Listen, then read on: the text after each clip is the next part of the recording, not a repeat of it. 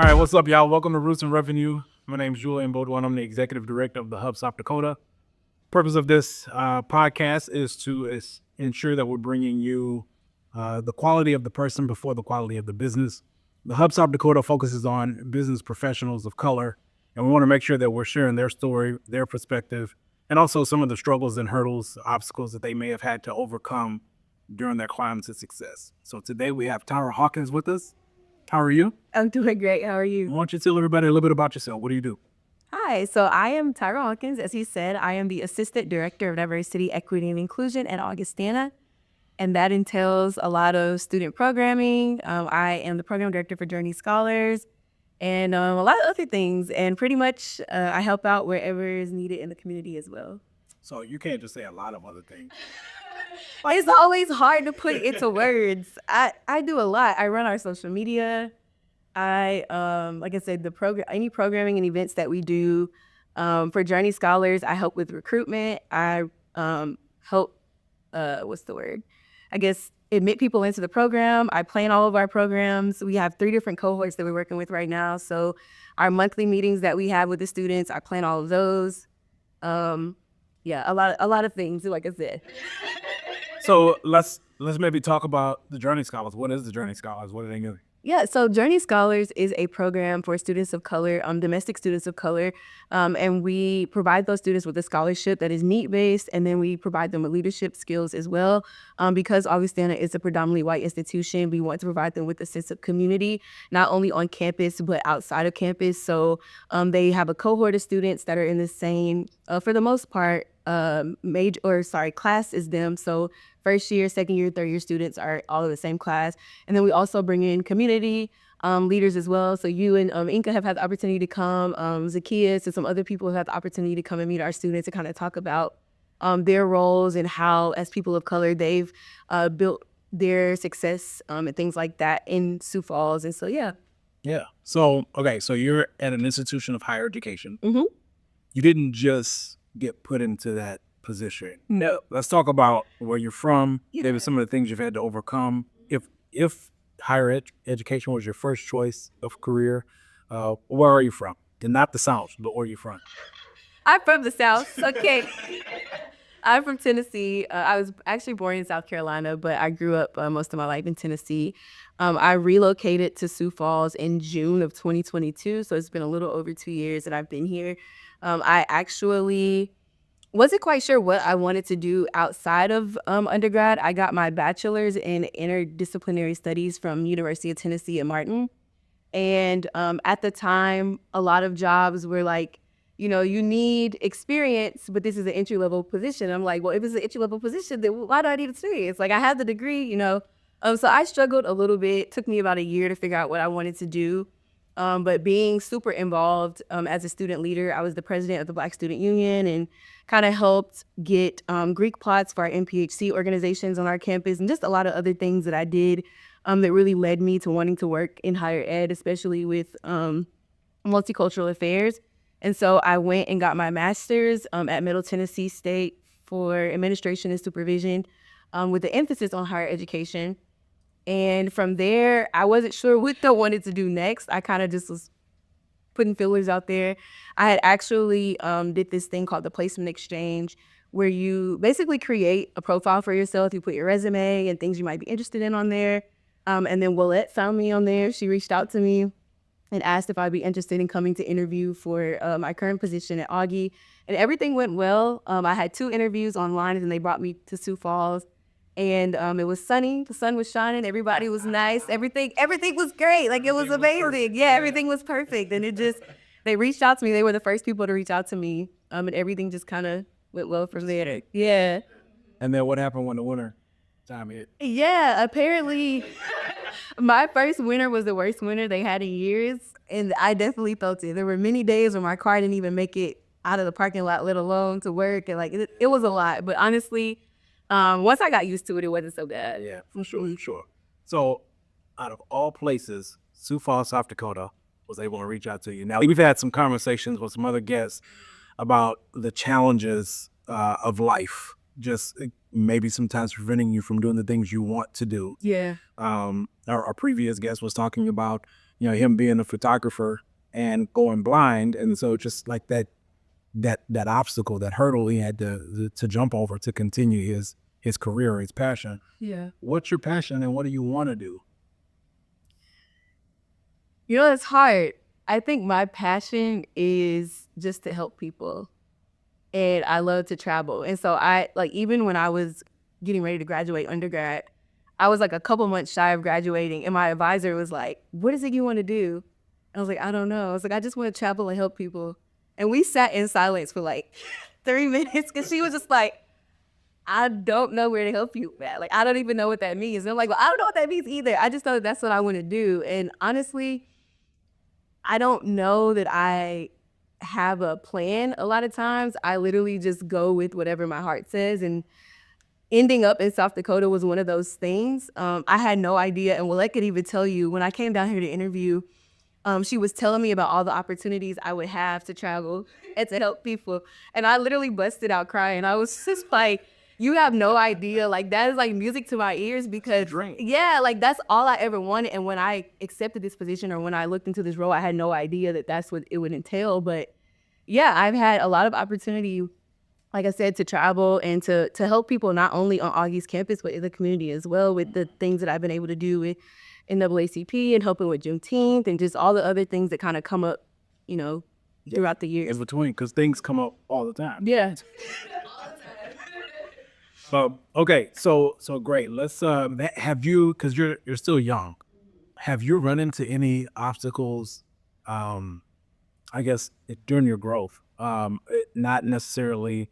They don't have to be in Sioux Falls or in South Dakota, but any obstacles, particularly being a Black woman in higher education.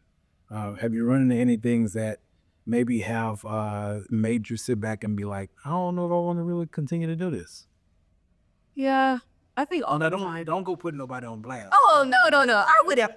Come on. I would do that. I would say for sure. And I think it's just a natural thing when you work in spaces like DE&I, so working in diversity, where our office is already, for lack of better words, I won't say I guess we are understaffed, but there's such a huge responsibility on Willette and I to be the like overseers of the campus, I guess you could say. Like, so many people come to us from all different departments, whether it be athletics, student engagement.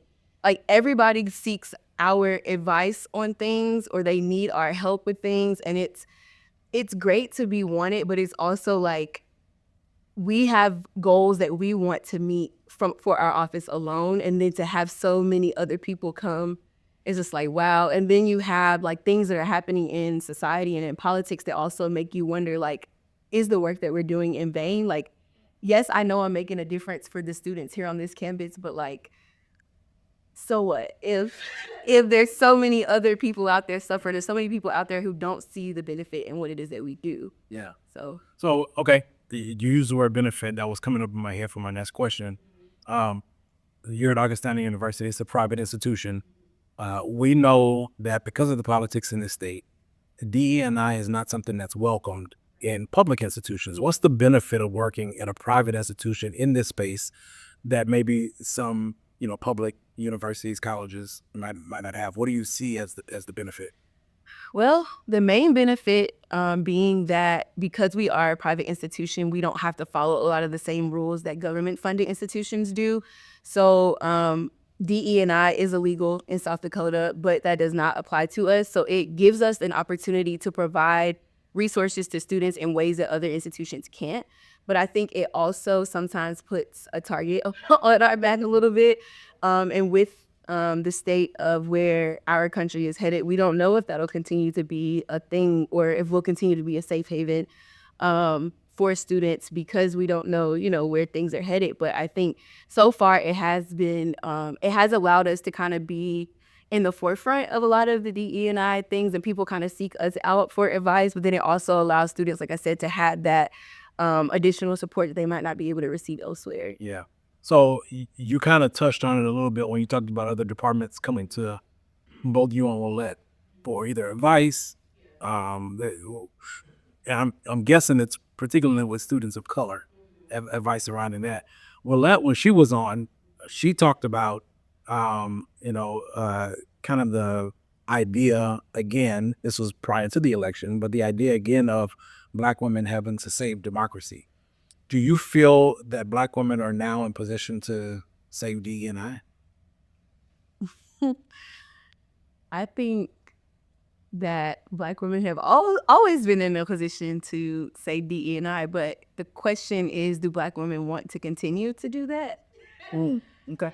Because I can tell you for sure, this Black woman right here is kind of over it. And I'll be honest, I was over it before the results of the election. I had kind of just gotten to a point to where I was just like tired. And I talk to people about this all the time. I don't mean to be that person that's like, I've always kind of been ahead of my time, I think. But I remember even being in undergrad, like being so overcome with emotion with the Black Lives Matter movement, with Philando Castile and Alton Sterling particularly, and like organizing peaceful protests and panel discussions and things like that. And I had so much backlash from the student body, like, girl, why are you doing this? It's not that big of a deal. And then when it became popular to protest for George Floyd, everybody and their mom, the same people who was giving me all the backlash, were like out there with their posters and stuff. And then the same thing now with the election, like I've seen so many people post like, oh, I'm done code switching, I'm done doing this, I'm done doing that. I already was feeling those things. Like I just feel like and that's no like slight to anybody else. Like it's good when other people become, woke, or they, reach that level of realization. But I just feel like after so long of like putting so much of your time and effort into something and then having so many failed efforts, it's just like, what's the point? Yeah. Why keep doing this, So let's talk about the things that maybe would encourage you to continue the work. What does support look like for you? I think support to me would look like other people taking initiative. I think a lot of times, and even in my current role, people will be like, oh, we'd love to do this particular thing. And that thing becomes something that myself and Willette do. Like they bring the idea, but they don't contribute beyond the idea. Like, or they're like, yeah, we should partner on this thing. And then they come and they don't bring any ideas of their own. It's literally us. Like at the end of the day, we're still doing all of the work. Like, and I just would like to see more people take more initiative to come up with the plan, create the plan, like do all of the legwork that a lot of us tend to do. And then all we have to do is just show up. Like, I would love that. That's what support would look like to me. Yeah. So I get that. Let's maybe take what you just said, refer that back to this most recent presidential. Like, are you okay with talking about politics? I'm okay. I'm okay. So we'll. I figured it would come up.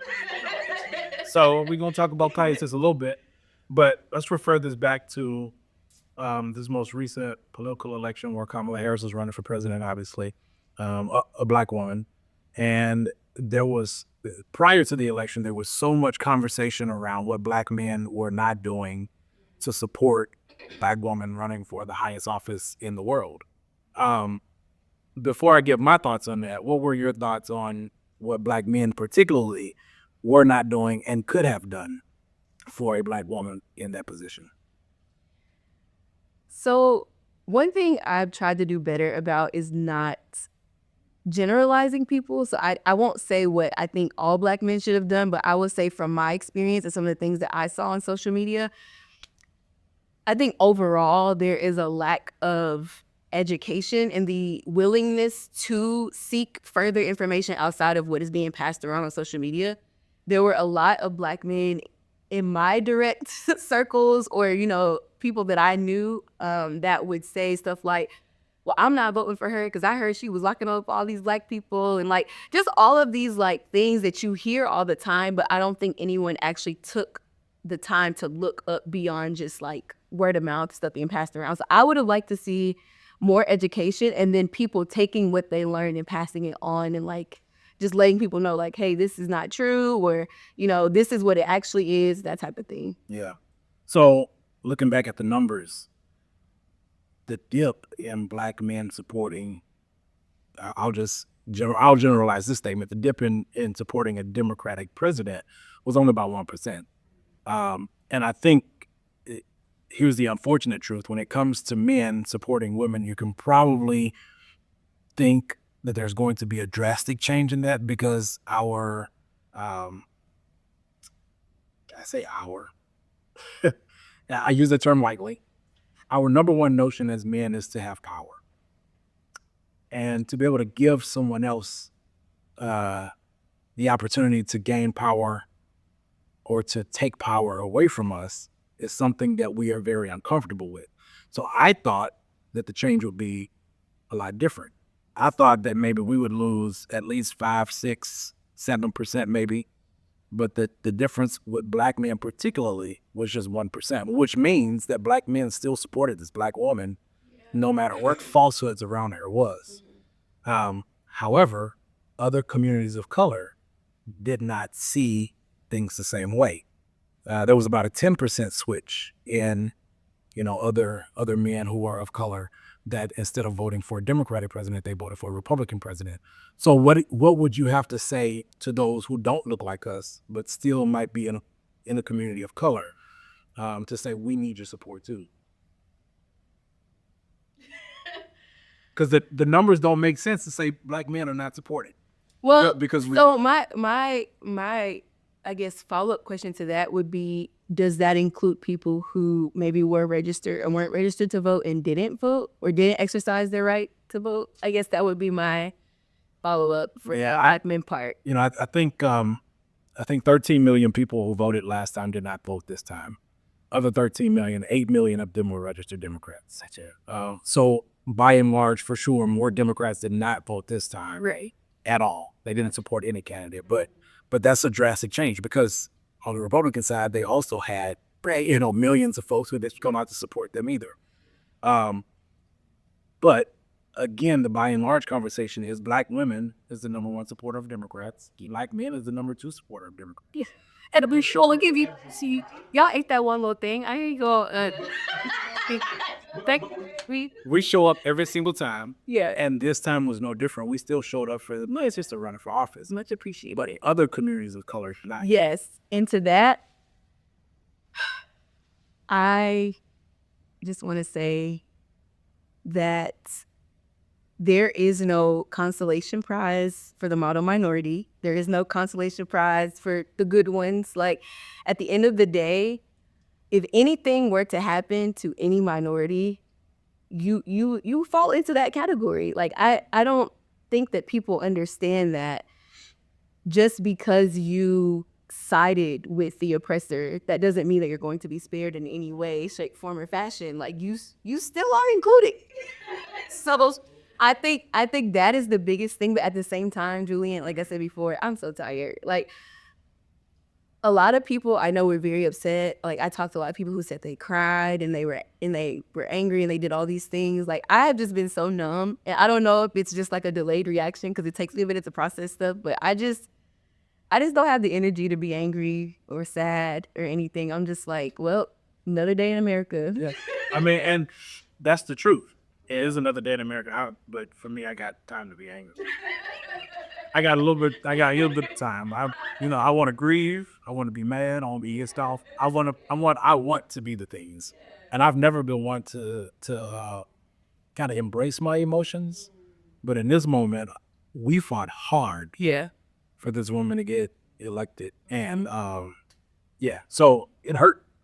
It most definitely hurt. I don't necessarily say I want to embrace the emotion of being sad in the moment because things need to happen. But I do want to embrace the pain. I want to, what David Goggins says, embrace the suck, right? I want to be able to get things done based on what didn't happen last time. Yeah. So I'm tired too. But we got to continue to work because you're not going to quit, right?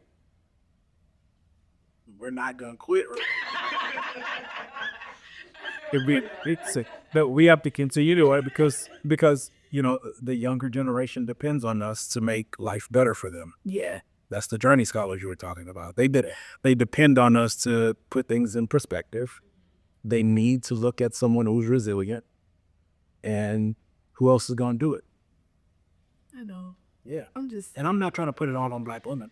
no, I know. I say all that to say that you do have the support that's needed. Black women particularly, and I've been on this high horse for a minute now after the election for sure, is that Black women, you don't have to do it. I'm gonna look at the camera too and say this, but Black women, you don't have to do it all. Because Black men have always been there. Whatever the falsehoods were surrounding that narrative, we prove to all of y'all this time around by the numbers that we're still there to support you. Now, with that said, here's where I'm going to take responsibility. It might not be the type of support that you needed, which is why I asked you, how do you want to be supported? Because I think that's the missed question that a lot of Black men don't acknowledge, is that we think we're doing the right thing. Black women too, vice versa. We think we're doing the right thing for each other, but the question is never asked, how do you want to be supported? How do you feel I should show up for you in this moment? And so I think that's an important conversation to have, particularly when we talk about the struggles you've had to overcome, in your own career, in your personal life, because someone has to be there to support you. Yeah. Yeah. For sure. And it's so funny because I believe this same question came up at the 50 year of hip hop vibe. And it was a very, Just not bring that back. controversial question. And then I did not have the answer. And almost a year later, I still don't have the answer. So I don't know, but I don't know that we all need the same things. And I think that also is something to be discussed. But I would love to have a roundtable and hear what other women might need. And then maybe I could come up with an answer. But I don't know that I have an answer off the top of my head of something that I would need in order to feel supported by Black men. Yeah. It is funny, though. I was talking to our student assistant, Rashida, the other day, and she was saying that she saw something that said Black women are the only race or group of people that are like on one accord and like stick together. Everyone else is just kind of doing their own thing. And I thought that was really funny because I think we had that idea, but I don't know if it comes from where it comes from. And like I was saying before, like I try not to lump everybody into the same categories, but on election day, I saw so many Facebook posts. I just had to get off Facebook because people were saying stuff like, why would we want a woman to run the country? Women are so emotional, and like all these other just like crazy things. And people were laughing and joking. And I'm like, hoping that this is not a reflection of how all the Black men feel, which obviously we saw that it wasn't. But like, it's hard when, like, as Black people, I know we laugh to keep from crying just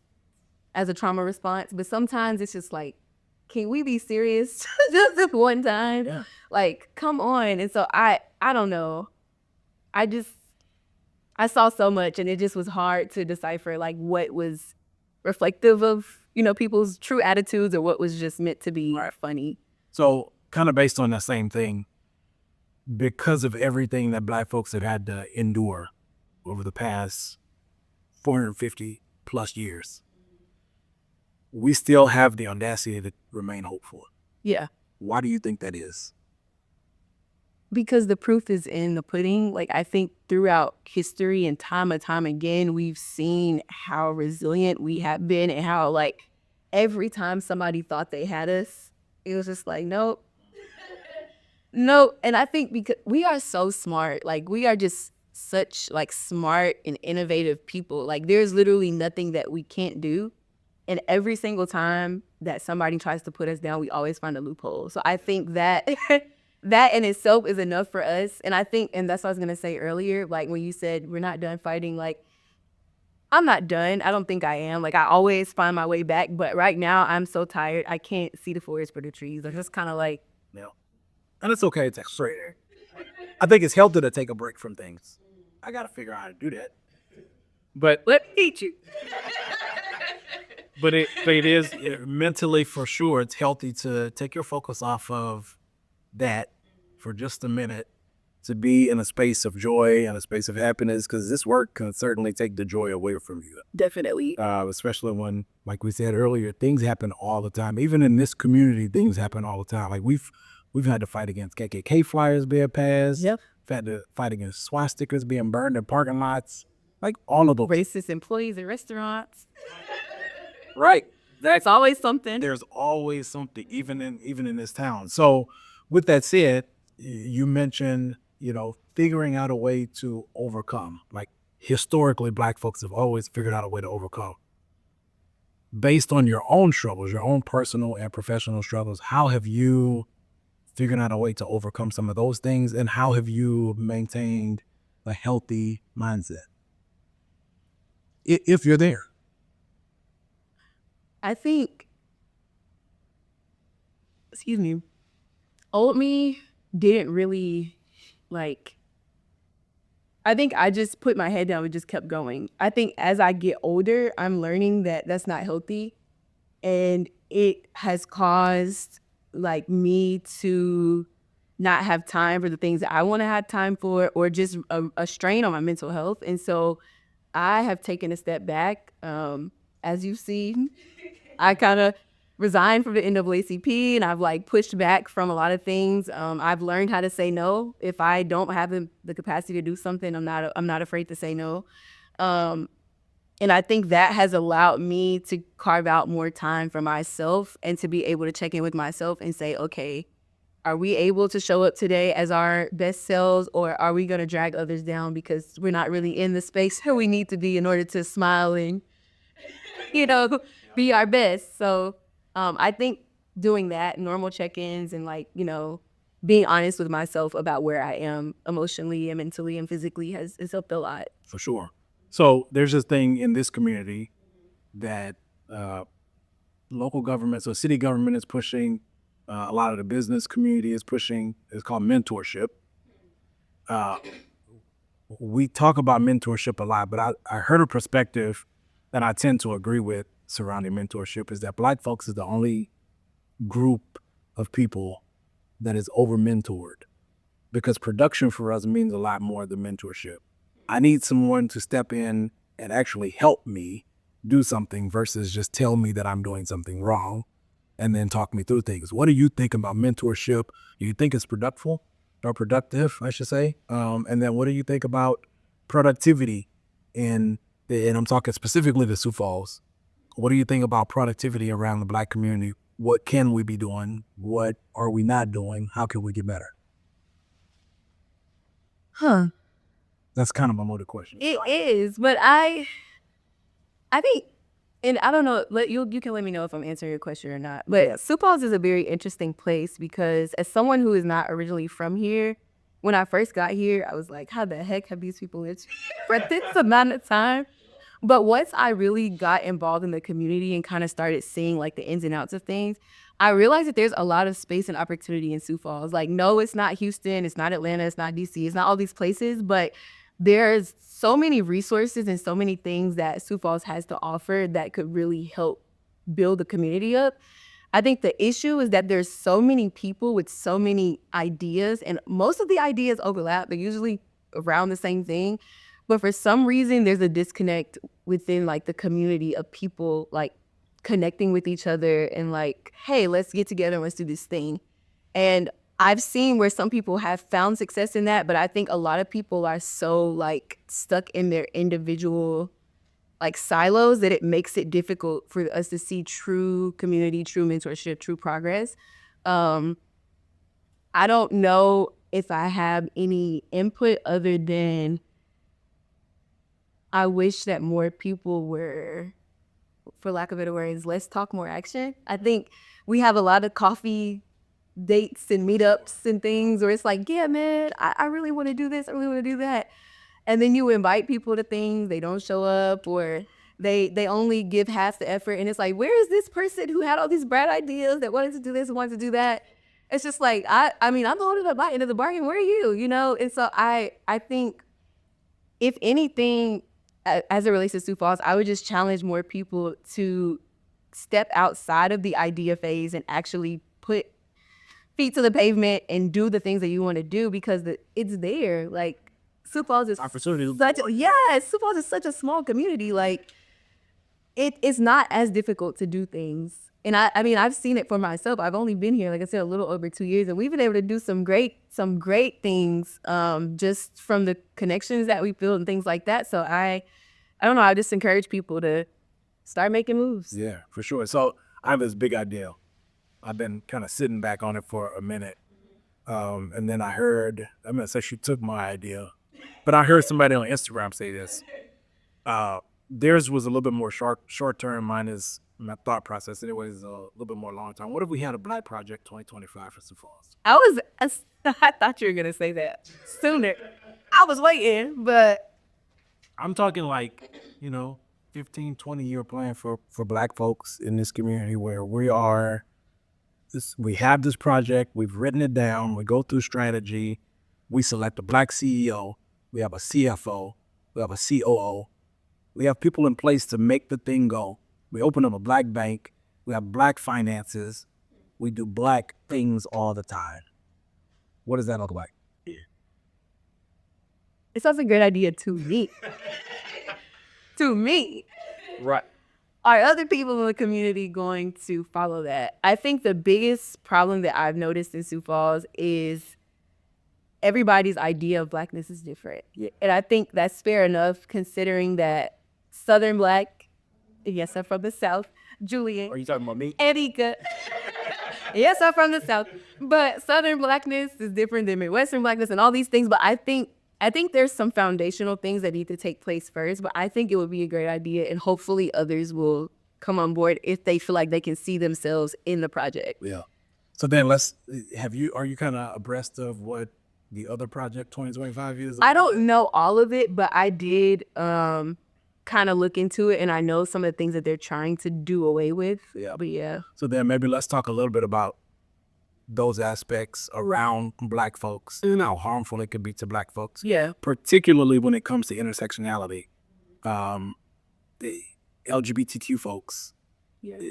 It seems like the conversation wants to be shied away from within Black circles, as if we don't have queer folks that are Black. But Project 2025 pinpoints Black people and it pinpoints queer folks, and then the only time it intersections is when you're Black and queer. So what do you think the dangers are of now having someone as a vice president who was one of the authors of Project 2025, a president who has not fully, I'm going to say, disowned or disavowed Project 2025, and then now the state's governor being in the Department of Homeland Security as the Secretary of Department of Homeland Security. We're pinpointing things against immigration law, and we know the majority of immigrants in this community are Black immigrants. Yeah. What are the dangers you think we will face in Sioux Falls? Folks don't believe politics play a major role in your day-to-day lives, but this is proof that it don't. Yeah, it definitely does. And honestly, it's very scary. I think that, and I was stressing this earlier about education, because I don't think that people understand like the ramifications of everything. I find even in my day-to-day interactions with my students that we have, say, an LGBTQ plus group on campus. We also have groups that are affinity groups that are divided by race, and they struggle sometimes to see how they intersect or how they overlap in different ways.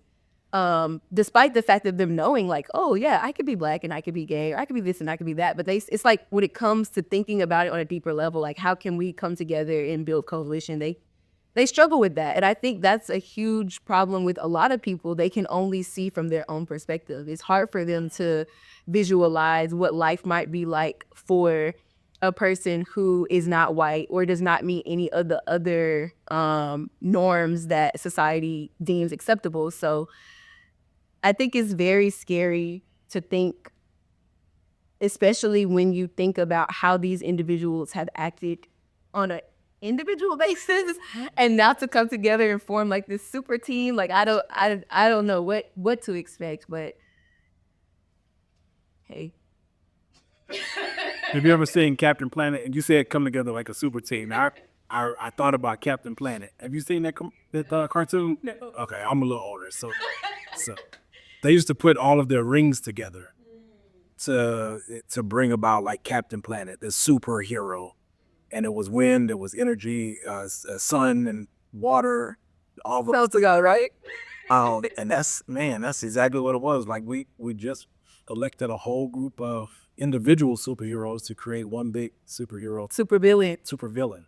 Individual villain. Yes, and I think for correct villain, yeah, do for correct me. They're heroes to other folks.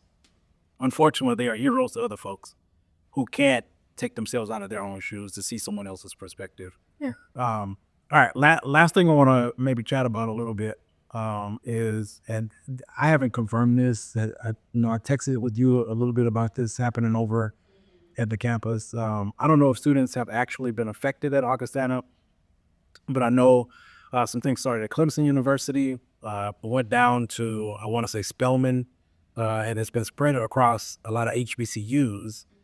The rumor was that it trickled up to Augustana as well, to where students of color, Black students particularly, were receiving text messages about being picked up and taken back to their master's plantation to pick cotton.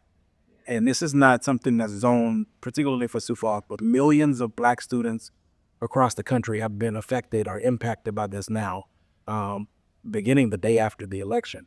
So I guess first off, is that just a rumor, or have students been impacted? I haven't heard anything, and I spoke with Willette earlier today, and she said that she hadn't heard anything either, and neither has our campus safety, but they would keep us, up to date if they did. So not yet. All right. So with that said, how do you move forward in ensuring that the mental state of your students are protected in this heightened political climate? Yeah, we've been doing regular check-ins. I had a meeting with our Journey Scholars peer mentors the day after the election. The first thing I said was like, I want to hold space for you all to be able to share whatever it is you're feeling right now. And we just continue to do that, letting students know that we are a resource to support them, even if there's nothing that we can actually do, even just to, be there to hear them out or to offer any type of emotional support. That's what we're there for. But it's scary because, like, how do you have my phone number? Like, how do you even the ability? Yeah.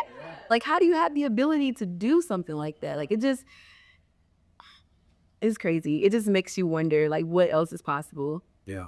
So outside of what you can provide at Augustana, are there any other community groups that you have built coalitions with or relationships with that you could pass on to not just your students, but the viewers, whoever's watching, to say, this is a safe space, here's where I go, just maybe provide or pass on some of those resources? Where do you go? Yeah. I would say any type of therapist or counseling services is always recommended. The NAACP is a great resource. South Dakota Voices for Peace. I mean, there's so many different organizations that exist already in Sioux Falls that are doing the work and have been doing the work. And so they have a great track record of being able to support and provide resources. So I would always say, like, reach out to them. And then any resources that you have. I don't know if y'all have any events coming up that might help people. Listen, we're going to have to figure something I have a safe space to be able to, just kind of share. But yeah, well, awesome. I appreciate it. Any lasting words of encouragement? Something that we didn't talk about that you want to get off your mind? Man, I would just tell my people to hang in there. I mean, it's hard. Like, don't feel like you have to spring into action right today or right away or even in the next few months. Like, take all the time you need. If you want to cry, cry. If you want to yell, yell. I literally told Willette the other day, I was like, remember that trail we walked on that day? And then we went in the woods and there was like this pond. She's like, yeah. I was like, I want to go there and just scream. But she was like, that's not where I thought you would go with this. And I was like, yeah, I need a good, like, ugly, just like yell sometimes. Yes. It's so whatever you need to do to feel better. And then when you feel like you're ready to take on some more, then take on some more. But don't rush it. Yeah. Well, I appreciate you. This was our third episode of Roots and Revenue. Thank y'all for listening, and tune in to us next time. Peace. Bye. All right. Appreciate you. Yeah, no problem. That went by quicker than I thought. Yeah.